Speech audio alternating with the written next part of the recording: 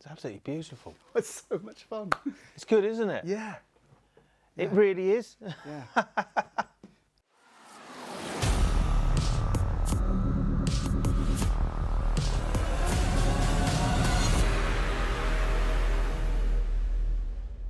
Hello, I'm Tony from Bonner's Music, and today I'm joined by Paul Thomson, who is a professional composer and producer, and in particular has a deep knowledge and understanding of using modern technology to develop orchestral string parts and arrangements.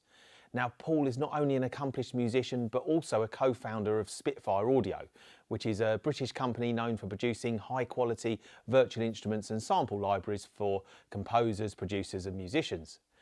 Now, Spitfire Audio has become a leading name in the music production industry, particularly for its orchestral and cinematic sound libraries. And today we can finally share the news that Spitfire has collaborated with Nord Keyboards to make a brand new sample library called Spitfire String Quintet, and it's available to Nord instrument users. So like other Nord sample libraries, Spitfire String Quintet is a free download from the nordkeyboards.com website. In this video, I will learn more about this new sound library from the guy who created the original samples and show you how you can use some of the functions in your Nord keyboard to get the most out of these amazing new sounds. Now, I'm an avid fan of Paul's own YouTube channel, and you'll find a link in the description of this video, and I can't wait to learn from his vast knowledge of arranging orchestral parts. So let's meet Paul and talk about Spitfire Audio's collaboration with Nord. So Paul, thanks for coming down, and welcome to Bonner's. Thank you. We're obviously a music store down here on the south coast, and didn't you have some experience of working in a music store in your early days? When I first moved to London, I got a job. I wanted to be able to tramp the streets with my terrible show reel during the day. So I got two part-time jobs actually. One was at night working in Sainsbury's cleaning out vegetable cabinets. And during the day, Thursday to Saturday, I used to demonstrate pianos at Harrods. At Harrods? Yeah.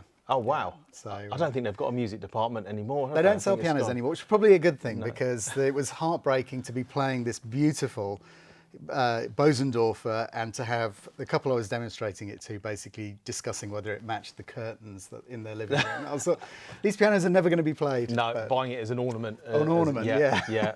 We get a lot of people doing that. But we're here today to talk about Spitfire. And Spitfire Audio, which is you're one of the founders of that company, aren't you? Yes, that's right. Yeah. Do you want to tell me a little bit about that? How did you get into sampling? And so it was an interesting one. So we back in the mid 2000s, I've always been one of those people who samples things for my work. So one of my ways of trying to get jobs was to create a kind of a unique sound. Whether that was sampling, scissors, ripping tape and stuff like that to create a rhythm track for a job that I did for Discovery, or trying to sample musical instruments, trying to substitute things, so using wine glasses so you can play on the keyboard instead of Celeste or whatever, all that kind of stuff. So I was always interested in making sound and sampling things. And then around the mid 2000s, I had a job where I needed to use a small string section and everything sounded huge.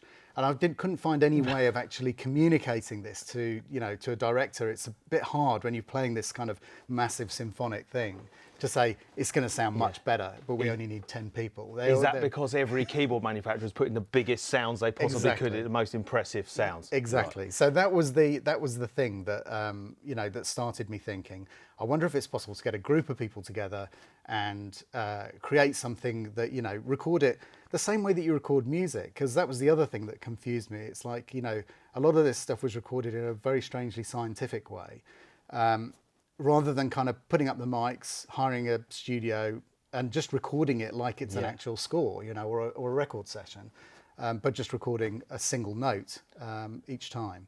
So that was the idea. We gathered a little group of film composers primarily, people like John Powell, Anne Dudley, Harry Gregson Williams, David Arnold, Hans Zimmer, and everyone kind of contributed license fees that enabled us to record an orchestra. Eventually we recorded the whole orchestra, and then we kind of grew from there. And it became a bit of an accident, to be honest, because we never intended to create a company.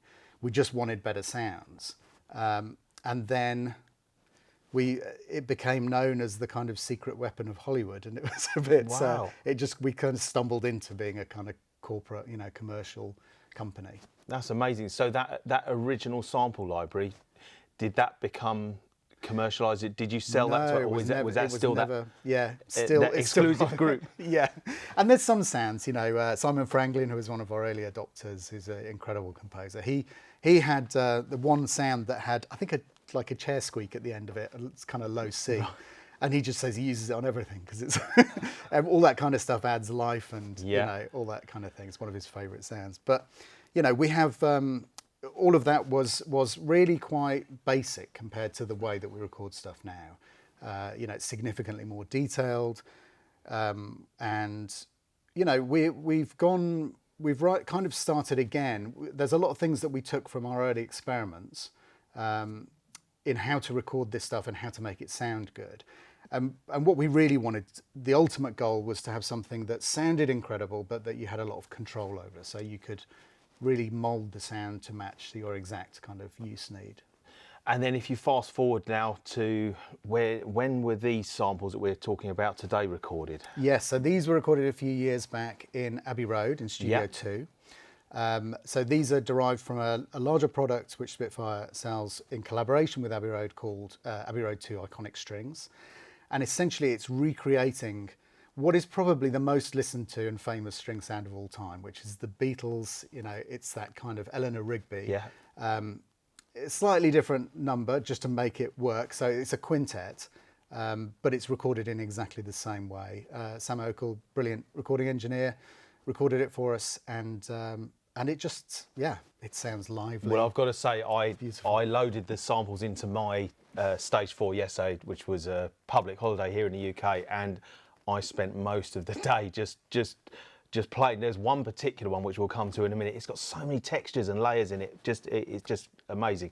And it's a very proud moment for me as well, because I was an early adopter of Nord. I owned one of the very first Nord keyboards, and when in the 90s, when I was writing jingles for a living, and I've always loved Nord, the aesthetic, the build quality. So yeah, the really build quality, and everything's so hands-on, which again for these sounds I think is really good. So should we take a look at some of the sounds, and maybe you could tell us a little bit more about the background to them? Yeah, so the one that I want to start with, counterintuitive, is the quieter one, the quietest one, and this is it's the quintet playing very, very softly. It's like a kind of super flautando, and flautando means with a kind of floating bow. It's a fast, very light bow, and it gives a very fragile sound, but it sounds really kind of emotional.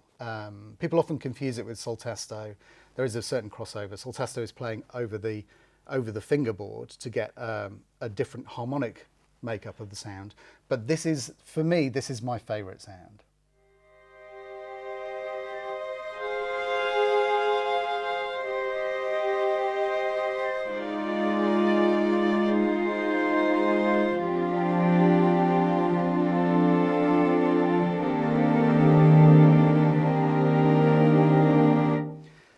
And it's just full of emotion. It's exactly what I was going to say. It's so emotional, and also that we're not using any effects on this. These are the raw samples, aren't they? All the effects section is off here on the Nord, so we're just listening to the sounds, and they're just so playable. So even that one sound, so many textures. It's an interesting thing that when you have a smaller number of players, you really can hear and for this, 5 players, the crossovers have all been really beautifully managed and set so that you get a nice uniform sound all the way across the keyboard. But essentially, you're just hearing a couple of players at any one time, 2 or 3 players, and what you get from that is you hear the individual, movements, the vibrato, the bow sounds, and it all comes to life a lot more. And I think that's sometimes the beauty of these kind of sounds, is when you really kind of go into the quiet stuff.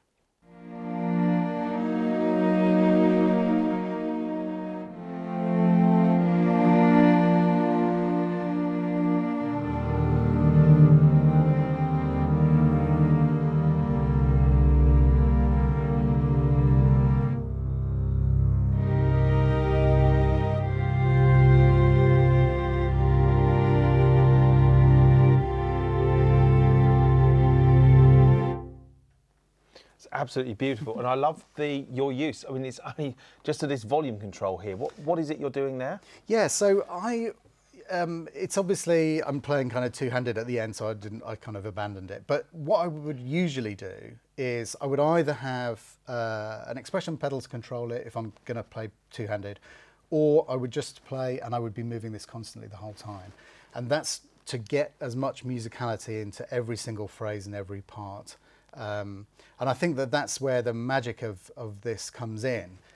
Even though, you know, the idea of these sounds and the way that we worked on them with Nord was basically to make them as perfect for keyboard players as possible. So if you're the MD, or if you're going out on the road, if you're playing gigs, that kind of thing, or even if you're, you know, if you're a hobbyist and you're sitting at home and you just want to hear something that's super immediate, simple, easy to use, that was the target. So this one single control here just gives us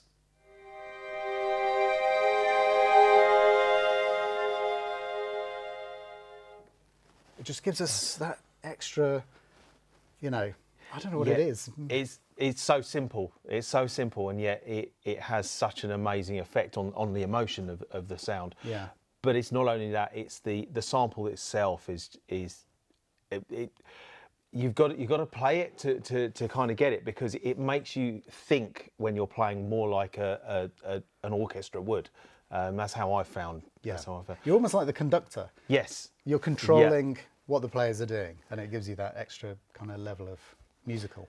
Should we have a look at some of the other samples that are in here? Yeah, absolutely. So let's have a look. So we've got a really cheeky pizzicato, and there's a certain technique to playing pizzicato. You can hear string players can play lots of different ways, which is kind of odd because you think of it as just being a pluck and that's it. It's just like a percussion thing. But no, in fact, you know, there's all kinds of little movements they can make, and maybe put a tiny little bit of vibrato in it or not. Oops, so turn it back up again.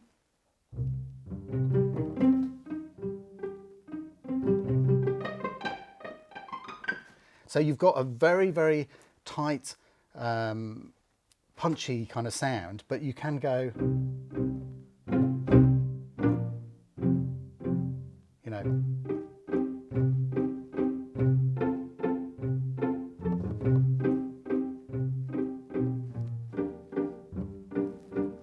So it's a general use thing, and again you've got that lovely consistency across the whole keyboard, but you can hear the players. You can almost hear the kind of fingers on the.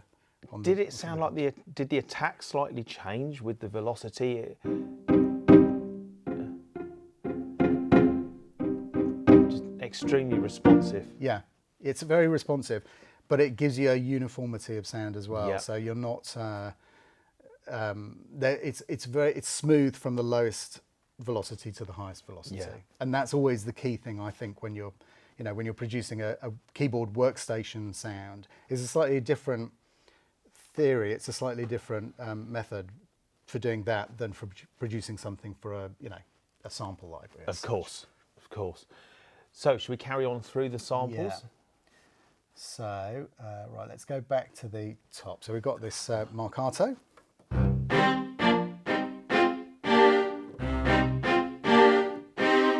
Now again, with this, as I mentioned on the pits, the way that you play it gives a lot of kind of character to the sound and gives a real kind of musicality and direction to the sound. And with this, we were again modelling the kind of Beatles sound for that thing and getting a nice vibrato. Yeah.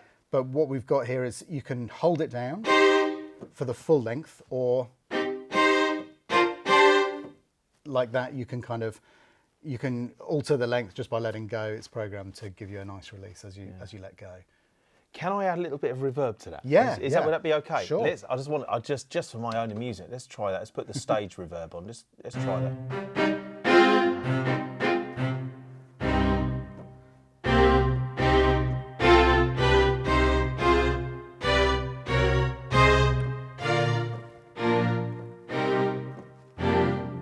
Yeah, it's kind of. I don't know. I think if you.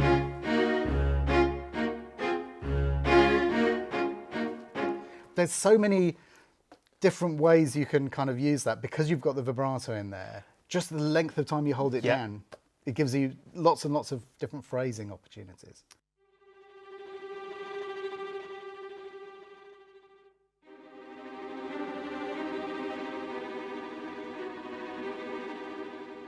You know, you've got that kind of Bernard Herrmann thing, you know. But down the bottom, you know, you've got that great kind of punch to it, but you can also do these really delicate, you know, if we turn it right down and then maybe up a little bit.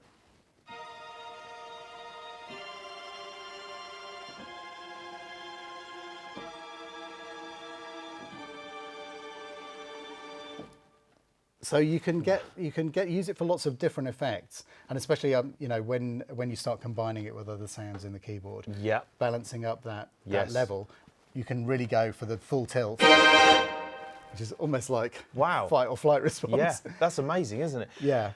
I'm just going to show you something I did here. Now I'm not an orchestral arranger of your caliber at all, but I made a little patch here where I'd mixed the that soft quintet with the tremolo strings, and then I've got here an oboe.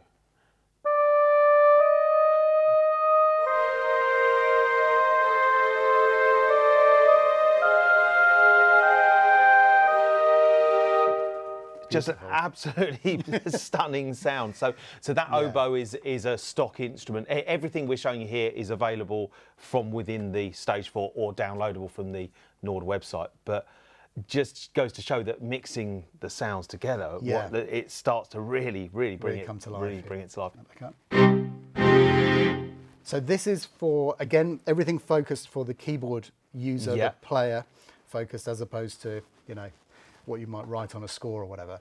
This is designed to be one of those kind of something that just speaks immediately.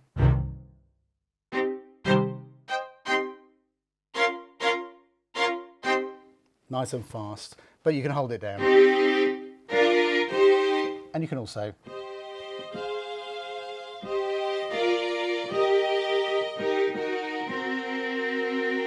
and this is a staccato, so it's a shorter articulation than the marcato. Still nice and full of body, and it's still got a musical shape to it. And this is something that we spent during the sessions a huge amount of time on, was making sure that we had an absolute consistency across the whole range with every individual player to make sure the notes were the same length, they were performed with the same kind of musical arc to them. Yeah. And it sounds mad because you're talking about, you know, one note, but there are lots of different ways of playing this kind of short articulation as well. Do you start with the bow on the string? Do you bounce the bow on the string? You know, there's lots and lots of different, do you have vibrato? All of that stuff has to be workshopped and discussed with the musicians beforehand, and then you arrive at a solution, and then you have to be absolutely consistent across the range. And you're dealing, is this the quintet? So you're dealing with 5 different musicians, 5 different humans here who are all very slightly different in their articulation. Exactly, and playing it in separate sessions as well. So they weren't necessarily all there at the same session? No, all separate sessions. We had them all together for some sessions, but for the majority of stuff, to give us the maximum flexibility on how we put the sounds together, they were all recorded separately. Wow. Wow. So it was weeks of You've got some serious patience, haven't you? Yes, well, we've got an amazing team as well. You know, in fact, so many people. We've got a great team at Spitfire, and so many of our team are musicians. So it's that kind of crossover that you often find between music and science or music and maths. You know, we've got people who are amazing coders, but are also, you know, musicians and put out music in their spare time and all this kind of stuff. So it's great. So yes, the staccato. I'm going to add reverb to that one as well. Let's try that. Oh. Or you could try the hall as well. Let's go to hall. There you go. Yeah, if you really want a nice big empty stadium sound. And again, you've got that. You can hold it down or get that kind of, play it properly, that kind of really, really tight. You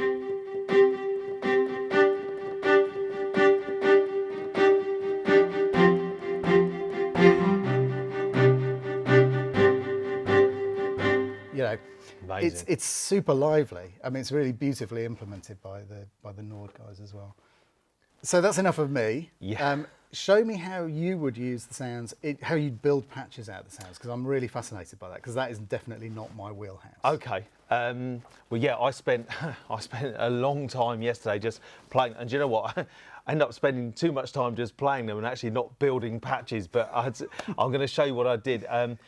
Let's go way back to the beginning. Here we go. Right. Okay. So I called this one "Sad Movie Scenes." So what I've got here is the.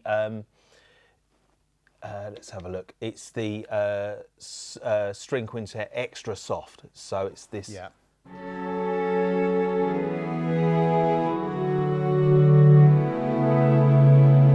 And then down here, I've got the string quintet fast, but I thought it made a nice sort of cello or bass sound. Now, you may hate what I've done there. You hate what I've done there because I'm using it as a keyboard player. I've increased the release on it because it enabled me to press that and then. I love it. And so, yeah, you might not use that in true film scoring, but it works. Sometimes you have to overcome these. Well, you've got to be more practical in your approach when you're playing keyboards. You've only got two hands, and I need four for what I'm doing here. Yeah. So I've got this here with the cello there, and then down here I downloaded the Nord percussion samples from the nordkeyboards.com website, and then at the top here. Got a nice piano, so you can bring everything in together.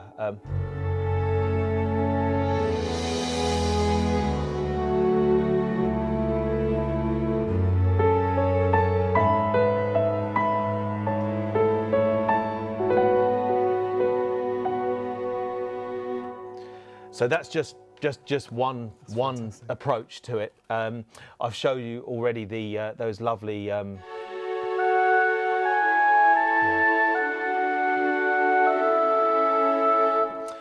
I've got lots of things that are titled sad. Yeah. I think what I meant was emotional. Yeah. But this is layering. This is quite nice actually. Again, it's that soft sample, but layering it with one of the Nord stage stock string sounds, which is they call it swing string legato soft, which gives me the octave higher, so you mix the two together.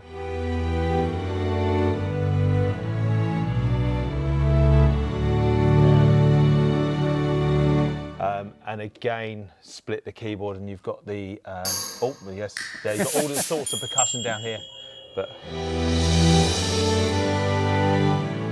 And I think so you've got wind chimes, all sorts. Yeah. So you can really start to create a nice sort of orchestral arrangement. So if you're an MD or something using one of these in a orchestra pit or a theatre pit, it's brilliant from that point of view. Yeah.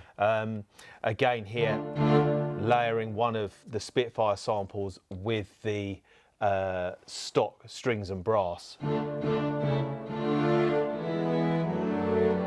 And then here. That's great. In fact, that's a technique for when we traditionally don't have enough budget as kind of film and TV composers. One thing that is quite a used technique is to have your kind of orchestra samples and then to add a few live players on top. And you can actually get a very similar effect by using solo strings or string quintet like this. So you get your ears are caught by the sound of the individual players, but then you've got the full sound of the strings as well, which sounds great. It's very indulgent, I must say. There's something. I mean, if we talk about someone like Hans Zimmer, I've noticed a lot of his music always has a constant rhythm going in the background, doesn't it? Yeah. Throughout the whole piece, many of his pieces. And so what I've done with here is I've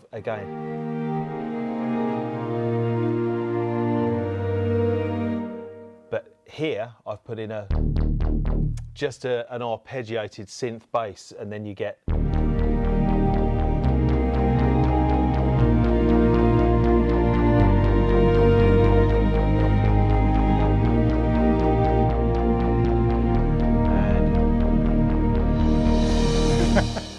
that percussion makes people smile. But yeah, I've got to say, I've never heard a Nord keyboard sound like this.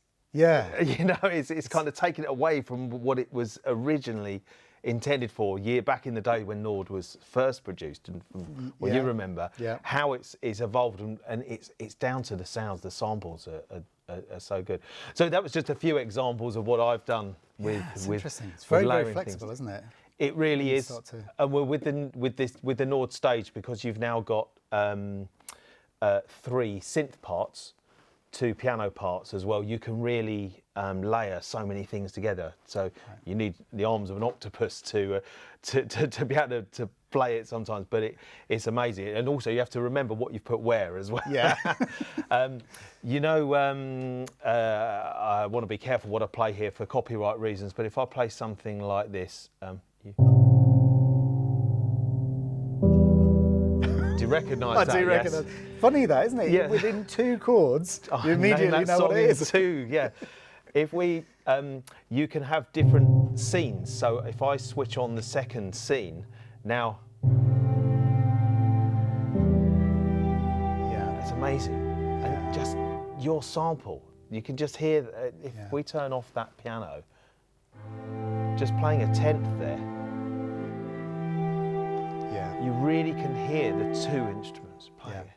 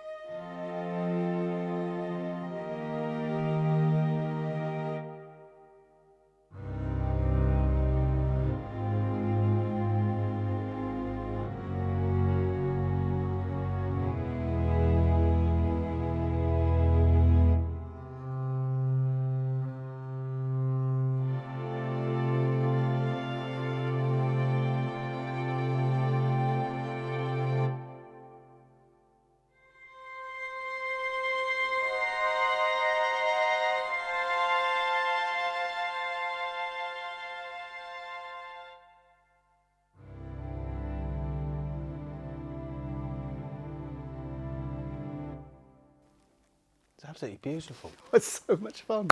It's good, isn't it? Yeah. It really is. Yeah. It's the thing about having. Sometimes you get this lovely sound from recording something soft, and then kind of expanding the range of it so that it doesn't sound like reality, but because you've got that super soft played sound and you can still shape it musically. it's really interesting because your ear is not used to hearing something like that. Yeah, I mean, I was just sitting over there, just listening to, and as you were only playing one sound there, weren't you? Yeah. But as you increased the volume or the expression, it brought more out of the sound. Yeah. Extremely clever. Well, Paul, thank you so much. Thank you. Thank you so much for coming down. And it's been, I mean, it's been amazing to hear these sounds, but actually also amazing. I've learned so much from watching you play.